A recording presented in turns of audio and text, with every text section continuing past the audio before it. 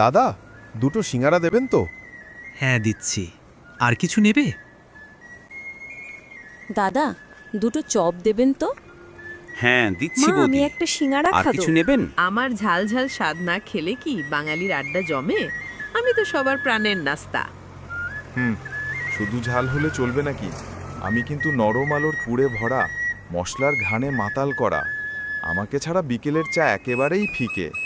খেলোয়াড় থেকে পড়ুয়া, অফিস ফেরা সবাই আমাকেই আগে চায়। আমি যে শক্তি দিই।